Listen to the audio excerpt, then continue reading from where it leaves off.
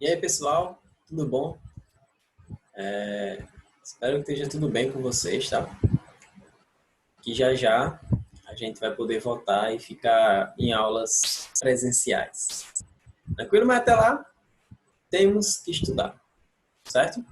Então, hoje eu separei alguns exercícios, tá? Com teoria, continuando sobre a parte de termoquímica, beleza? Hoje vamos fazer na prática como a gente utiliza o cálculo de ΔH, quando a gente interpreta uma questão para fazer uma questão, para responder uma questão, perdão, e como a gente aplica a lei de Reis. Tá? Um assunto novo que a gente vai ver no final desta aula, beleza? Bom, como a gente tinha falado, separei este termo geral em subtópicos, tá? Hoje vamos ver o subtópico 2 e o 3, certo? O 4 também, o estado padrão, que vai entrar agora no 2, vai estar tudo aqui englobado. Depois vamos ver a lei de Hess, tá? Nas próximas aulas, vamos ver entalpia padrão de combustão, entalpia padrão de formação e energia de ligação. Tranquilo? Então, vamos lá. Como é que faz para calcular a variação de entalpia, ΔH? Então, pessoal, são alguns passos que eu separei aqui, tá?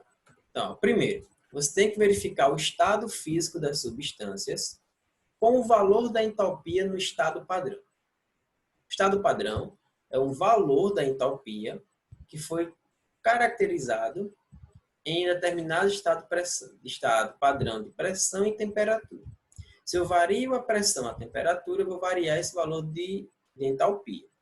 Tá? Então, toda vez a questão vai lhe fornecer um valor de entalpia do estado padrão para determinada substância em determinado estado físico. Certo? O estado físico vai ser de suma importância para esse valor de entalpia.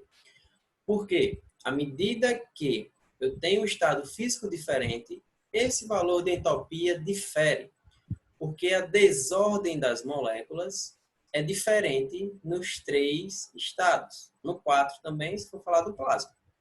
Tranquilo? Então, o primeiro ponto é, eu pego uma tabela ou uma questão que vai me dar os valores de entalpia para cada molécula ou cada substância, com um determinado estado físico. Eu vou olhar se naquela minha questão eu tenho essa molécula, essa substância naquele estado físico.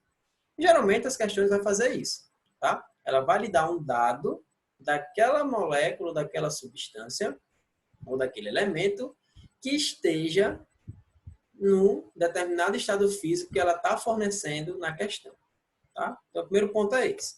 Segundo, substâncias simples, pessoal, possuem valor de entalpia padrão igual a zero. O que isso quer dizer? É conveniente, os cientistas fizeram isso, tá? Conveniente dizer que substâncias simples, eles possuem valor de entalpia igual a zero, tá? Por exemplo, o que é uma substância simples? Vamos lá, exemplo. Substância simples, galera, é aquela substância que vai ser formado apenas por um único elemento. Ó, eu tenho o oxigênio, que é O2. Eu tenho 2 oxigênios, mas aqui é só oxigênio, então substância simples. Eu tenho um gás hidrogênio, H2, eu só tenho hidrogênio. Já uma substância composta, ela é formada pela junção de 2 substâncias simples. Por exemplo, o H2O é uma molécula da água, que é formada por oxigênio e formada por hidrogênio. Só que para eu formar a molécula de água, eu vou precisar de 2 substâncias simples, que é o gás hidrogênio mais meio do gás oxigênio. Eu tive que pegar 2 substâncias simples para poder formar uma substância composta. Então, para valores de substâncias simples, é dado que é igual a zero. Então, você nunca vai ver uma questão que vai lhe fornecer o valor de entalpia para substâncias simples, porque é conveniente ser igual a zero. Tá? Então, ela só vai dar valores de entalpia padrão para substâncias compostas. Tranquilo? Anote isso aí, que isso é de extrema importância para você não ficar doido durante a prova. Certo? A outra é, depois que você vê isso, você vai realizar o cálculo. Pega lá. Qual é a fórmula para a variação de entalpia? Variação de entalpia é igual à soma das entalpias dos produtos menos a soma da entalpia dos reagentes. Cuidado com esse menos no meio aí. Certo? E o último exemplo é jamais, nunca erre o cálculo. Se errou o cálculo, não adiantou fazer nada. Tranquilo? Então, um exemplo aqui para a gente ver na prática, né? Ó. Sob certas circunstâncias, como em locais sem acesso a outras técnicas de soldagem, posso utilizar a reação entre alumínio pulverizado e óxido de ferro para soldar trilhos de aço. A equação química para a reação entre alumínio pulverizado e óxido de ferro é... Tá aqui a reação, certo? Aí ele fala, o calor liberado nessa reação é tão intenso que o ferro produzido é fundido. Esse ferro aqui produzido, ele é fundido. O que é ser fundido? É ele passar do estado sólido para o estado líquido. Tá? Podendo ser utilizado para soldar as peças desejadas. Conhecendo-se os valores de entalpia de formação para o óxido de alumínio, que ele dá esse valor aqui, e para o óxido de ferro, que é esse valor aqui, nas condições padrão, que é essas condições aqui, calcule a entalpia dessa reação. Apresente os cálculos. Pessoal, de novo, por que ele não deu do alumínio? Porque ele não deu valor para o ferro. Foi o que eu falei. Ferro e alumínio são substâncias simples, elementos. Se são substâncias simples, isso daqui é igual a zero, isso daqui é igual a zero. Para a gente não interessa. Quando a gente colocar na fórmula, vai ser uma somatória de um valor inteiro mais zero, que é igual ao valor inteiro. Então, o zero para a gente não interfere. Então, por isso que ele não deu nenhum valor para a entalpia padrão do alumínio, nem para a entalpia padrão do ferro. Porque essa substância é simples e esse valor é igual a zero. Então, para ele, gente, é descartável isso daqui. Tranquilo? Então, o que é que a gente tem? A gente tem o seguinte. Deixa eu apagar aqui. A gente tem o seguinte. A gente sabe que o ferro e o alumínio para a gente não interessa, porque é igual a zero. Então, ΔH é igual a somatória, que é esse símbolo aqui, das entalpias dos produtos menos a somatória das entalpias dos reagentes. Pessoal, quem são os produtos? Sempre depois de a seta. A gente sabe que isso daqui é zero, então para a gente não importa.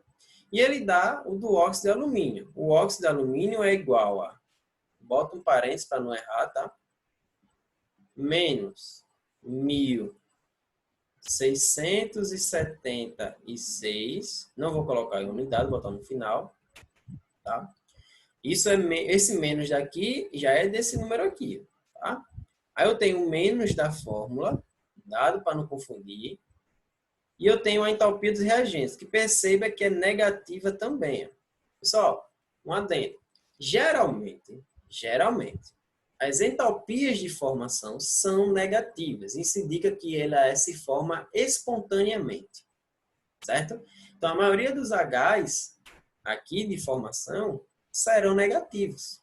Tá? Então, já se ligue. Se ele é negativo aqui, com o negativo da fórmula, vai ficar positivo. Certo? Já se ligue nisso daí. Então, vamos lá.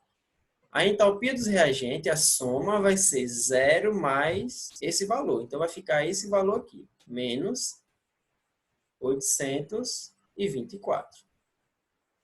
Por que eu estou botando os parênteses? Para não errar. Eu vejo muita gente errando isso aqui. Ó. Joguinho simples de sinal. Carinha feliz, menos com menos vai dar mais. Então, eu vou repetir esse valor do começo. Menos 1.676. Carinha feliz, ó. Eu estou positivo. 824. Pessoal, joguinho de sinal de novo. Eu tenho dois números inteiros que os sinais deles são os opostos. Então, eu vou fazer uma subtração, tá? Subtração e conservar o valor do maior número. o maior número é 1.676. Então, vai ficar um valor negativo aqui.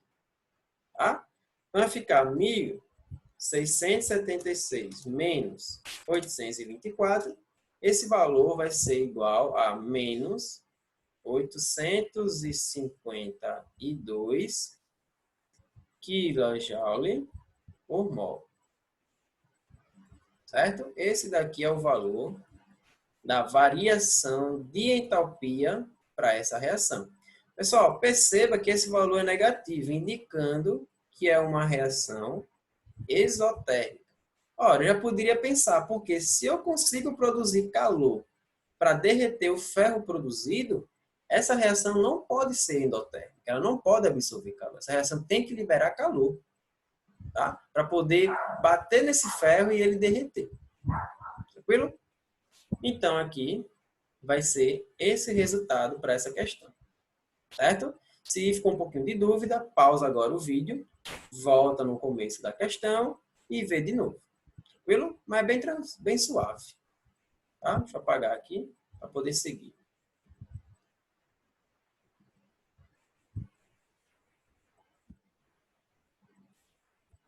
Beleza. Então, seguindo, pessoal, eu tenho como fazer a medida de calor envolvida nas transformações físicas também. Ora, vamos lá. Pensa comigo. Eu tenho gelo, que é a água no estado sólido, certo? E eu tenho água líquida. Ó, olha o exemplo aqui. Ele utiliza no exemplo do líquido para o gasoso, tá? Eu tenho um líquido para o gasoso, então eu tenho que absorver energia para o líquido virar gasoso, certo?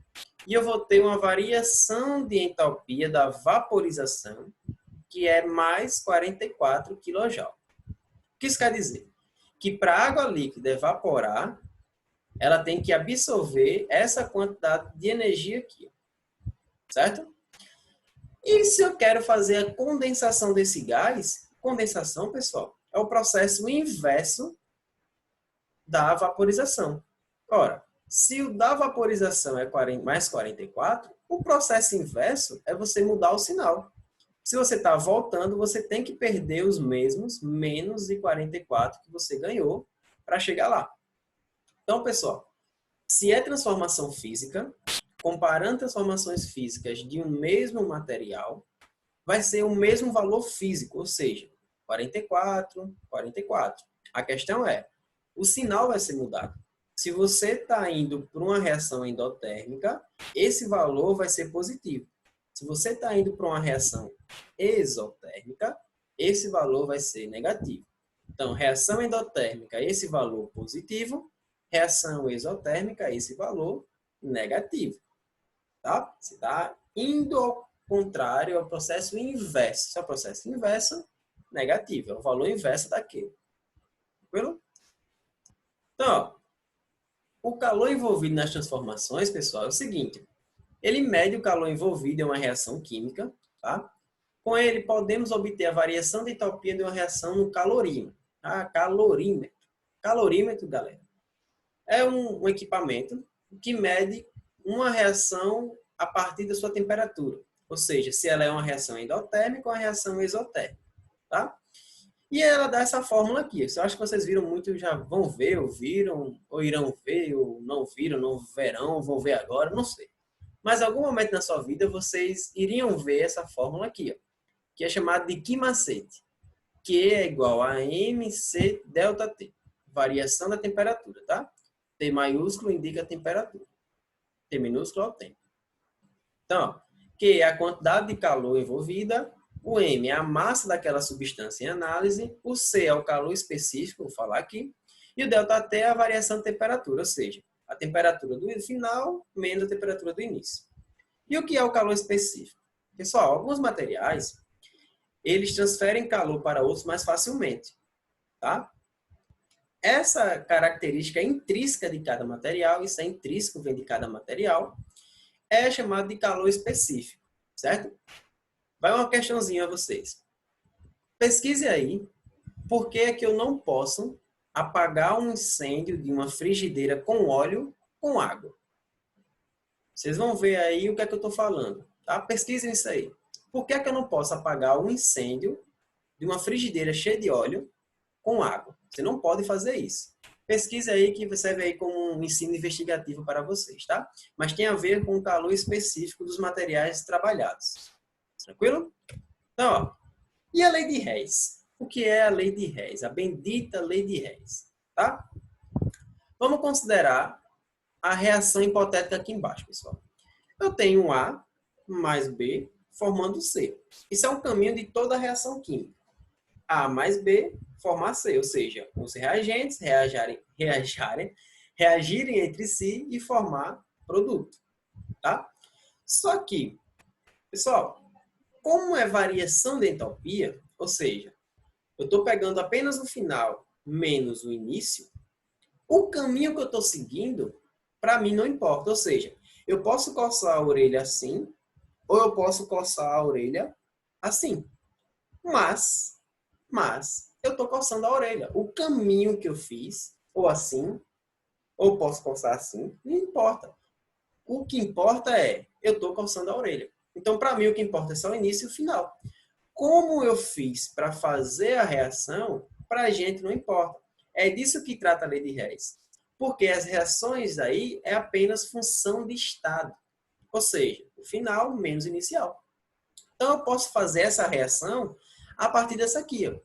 Eu posso ter a reação 1, que é 1A formando D mais E. Aí eu posso pegar o D mais E, somar com o B aqui na segunda reação e formar um F. E esse F ele ser decomposto no C. Olha o que acontece. Se eu tenho produto e reagente iguais, eu posso cancelar eles. Ou seja, esse corta com esse, que corta com esse, corta com esse. Esse é produto e ele é reagente. Então, ele vai ser consumido, eu posso cortar. Quem foi que sobrou no final? Nos reagentes, A mais B, e no produto, o C. Perceba que cada reação dessa teve uma variação de entalpia diferente. Pessoal, como é função de estado e eu estou usando as 3 reações, eu vou somar as 3. Se eu somar as 3, ó, para eu descobrir a variação de entalpia N, que é a nova variação de entalpia, para essa reação aqui, eu utilizei essas 3. Então, o valor da entalpia aqui nova é a soma da entalpia 1 mais a entalpia 2 mais a entalpia 3. Se tiver 4, mais a soma da 4, por aí vai. Então, para eu saber esse novo ΔH aqui, eu tenho que pegar os valores de entalpia e somar eles. Quando eu somar esses valores, vai dar o valor dessa variação de entalpia desse exemplo aqui, que é menos 401. Se é negativo, indica que para a gente é uma reação exotérmica. Tá? Então, lei de Hess, pessoal. Para eu descobrir o valor de ΔH de uma reação nova, eu pego outras reações com seus respectivos valores de ΔH. A partir dessas reações, eu formo a minha reação nova. Com isso, eu pego os valores de ΔH, somo eles e vou obter o meu novo valor de ΔH. Para isso é que serve a lei de Hess. Tá? Mas ela se baseia no seguinte fato. Se é função de estado, eu posso fazer isso, porque o caminho que eu faço não me importa, não me interessa. O que interessa é apenas o meu produto e os meus reagentes. Tranquilo? Então, para fixar, vamos fazer um exemplo aqui, certo? Você vê que essa questão de lei de Hess é muito cobrada em questões de prova, concurso e tudo mais, que envolver química, tá? Então, quando o óxido de magnésio está na presença de uma atmosfera de gás carbônico, este é convertido a carbonato de magnésio. São dadas entalpias padrão de formação. Aí ele dá 3 reações aqui, ó. Cada reação com um valor específico de ΔH, e ele fala: a formação de 1 mol de carbonato de magnésio a partir de óxido de magnésio e gás carbônico, uma reação é, primeiramente, vou botar lá, perdão. Primeiramente, eu tenho que saber quem é carbonato de magnésio, quem é óxido de magnésio e quem é gás carbônico. Ó, carbonato de magnésio é esse rapaz aqui. Óxido de magnésio é esse. E gás carbônico, acho que todo mundo conhece, é esse daqui. Pessoal, olha o que ele quer nessa questão. Ele deu 3 reações E ele quer fazer uma nova reação. Qual é essa nova reação? Óxido de magnésio mais gás carbônico gerando carbonato de magnésio. Só que para o óxido de magnésio e o gás carbônico serem reagentes, pessoal, essa minha reação, essas duas reações aqui, elas têm que estar invertidas. Por quê? O óxido de magnésio aqui, ele é produto. O gás carbônico aqui, ele é produto. Tá? Então, eu vou ter que inverter essas duas reações para que o óxido de magnésio e o gás carbônico virem produtos. Quer dizer, reagentes, perdão. Tá? Então, ó, vamos lá. Eu vou ter que inverter essas duas reações aqui. Ó. Eu posso fazer isso. Por que eu posso fazer isso, professor? Porque isso não é função de estado, então depende apenas do produto e do reagente. E eu posso querer, se eu vou, eu posso querer voltar. Então, eu vou inverter essas duas primeiras reações aqui. A primeira, tá? Primeira, segunda e a terceira. A terceira, pessoal, vai continuar do jeito que está, certo? Por quê? Porque o carbonato de magnésio já está no meu produto aqui. Tranquilo? Então, vamos lá. Eu vou inverter a primeira equação. Invertendo a primeira equação, pessoal, o meu óxido de magnésio ele vai ser o meu reagente, tá? Óxido de magnésio. E ele vai se decompor e vai formar magnésio sólido mais meio de gás oxigênio. Qual é o valor de ΔH aqui, pessoal? Pessoal, lembra lá da transformação da água que eu falei nos slides anteriores. Se eu estou indo, ele é positivo, quando eu volto, ele é negativo. A mesma coisa vai acontecer aqui. Ó. Se nesse caminho aqui, esse valor é negativo, se eu inverto, eu estou invertendo ele. Então, esse valor aqui vai ser positivo também. Tá? 602. A mesma coisa vai acontecer para a segunda equação. Estou invertendo ele. Então, vou ter CO2 gasoso, tá? Se decompondo em carbono grafite, que é um dos alótropos de carbono, mais gás oxigênio. Certo? E esse valor de ΔH também é invertido. Mais 394. Por fim, a última equação que eu vou deixar ela por ela mesma. Certo? Não vou inverter, não vou escrever de novo, porque ela já está certa aqui. Então, pessoal, e esse valor de ΔH para ela também continua sendo o mesmo, já que eu não inverti essa equação. Tá? Aí o que acontece? A equação que eu quero é óxido de magnésio mais gás carbônico gerando carbonato de magnésio. Pessoal, vamos analisar aqui. Eu quero esses dois como reagente e esses produtos aqui, ó, eu quero cancelar. Como é que eu cancelo? Da seguinte forma. O magnésio aqui, ele é reagente. O magnésio aqui, ele é produto. Tá? Esquece essas duas equações aqui. Vamos olhar daqui para baixo. O magnésio aqui é reagente. O magnésio aqui é produto. Então, eu posso cortar eles. Certo? Carbono grafite aqui é reagente. Carbono grafite aqui é produto. Então, eu posso cortar também. Certo? Como é que gota eu vou cortar esse 3,5 de O2? Pessoal, vamos lá. Aqui eu tenho um O2, certo? No produto. E tenho meio de O2. Pessoal, quanto é 1 mais meio? 1,5. Tá? Quanto é 3 dividido por 2?